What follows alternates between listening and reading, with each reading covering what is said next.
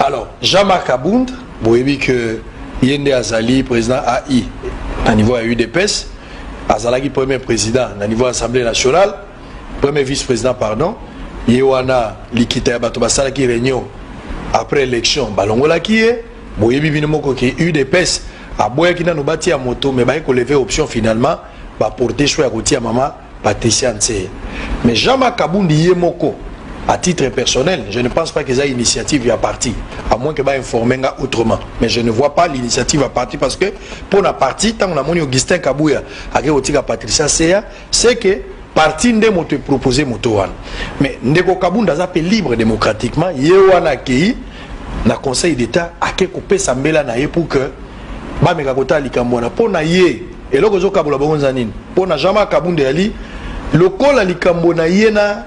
Ndeko Jean-Jacques Mamba, ils ont un niveau à coup constitutionnel, c'est-à-dire qu'il y a l'élection. Pour ceux qui ont commis la faveur, à cause de les bons naïe.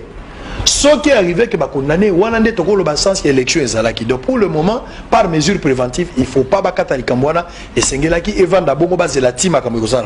Les londe audience en ezalaki, botalaka bino moko, boyoka pe commentaire, TV za radio te, ba politicien pour na ba poste na moko ba kobomana. Botalanan.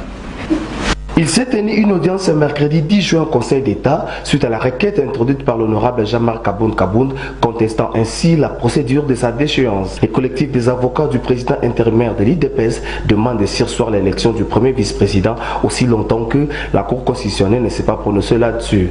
Maître Didier Kondo parle au nom du Conseil. Lorsqu'il s'agit d'un acte politique, d'une décision politique, c'est la Cour constitutionnelle qui est compétente pour examiner cela. Ici, nous ne sommes devant le Conseil d'État, nous ne sommes pas venus en annulation des actes commis par Janine Mabound, ni par le secrétaire général de l'Assemblée nationale. Non. Nous venons tout simplement solliciter qu'il soit mis fin aux violations des droits fondamentaux déjà marqués. Du côté de la défense, le bâtonnier Jano Matadinenga explique ici que Jean-Marc Abound n'a plus le temps de demander de surseoir cette élection qui est prévue le 12 juin prochain parce que la procédure de sa déchéance a été bel et bien respectée. Monsieur Kabound, honorable Kabound, mon collègue député, sollicite de rentrer au bureau de l'Assemblée. C'est ça sa requête.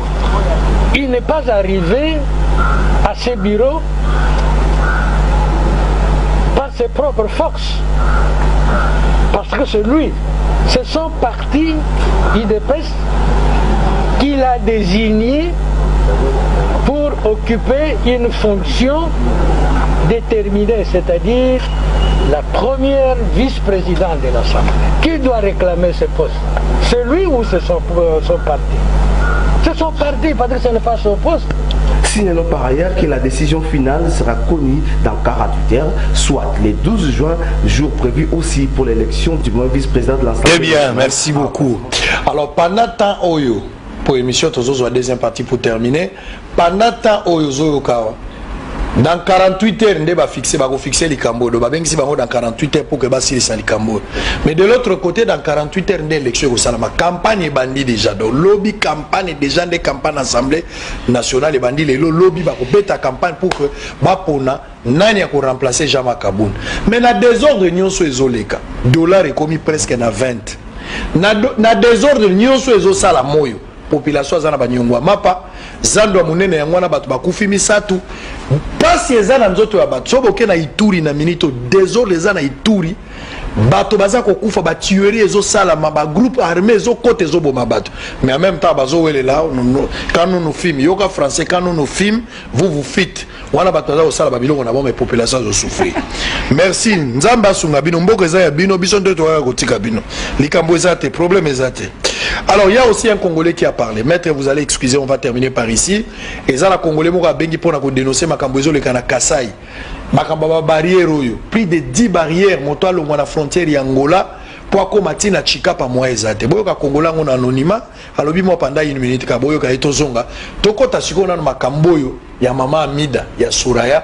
Poto suka na kati ya makambo aba uti okanga moto achaka mitu ya mbongo kote moko mwaso yaka kotangisa mama abina mbongo azocha loboko na mai azo classer mitu yende bakangi me ye moko mokolo mbongo batiki libre azongi na ndako Est-ce que ça a une bonne politique? Point d'interrogation. Suivez d'abord ce son et puis tout ça vous en poto 6.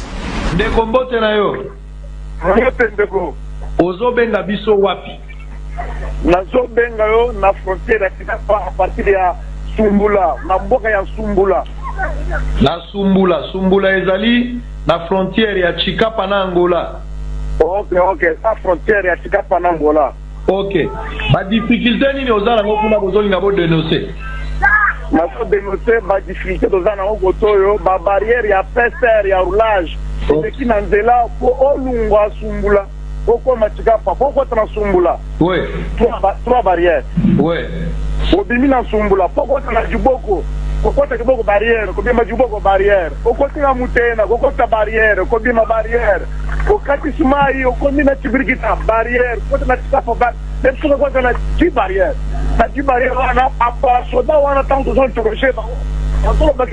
Les administrateurs, la chef m'a dit au poste, il y a général tel, au poste, il y a colonel, au poste, il y a major. Parce qu'on fait ça 200 000 francs par semaine, on peut faire ça. Il y a un même à Bengio, on le veut dire, on a une autorité, incompétent. Par barrière, les bénévoles, on trouve que 5 000 euros. Donc, pourquoi Martina Chika, pourquoi vous dépensez peut-être 50 000 francs? 50 000 euros, tu as 60 000 francs, Chika. Très bien. Merci beaucoup pour la confiance. Nazolanda yo ngamoko na la télévision munene na ba fedele lelo kutu balanda kilodi la bike lelo ko yamba kam beni kamba ya lodi ko tala na Roger Lumbala na ndo makati lelo kutu na kwanga tele ko photo ya dia na ba fedele na kutu na WhatsApp na numéro. Très bien. Toi Sakidila Wabuni, merci beaucoup.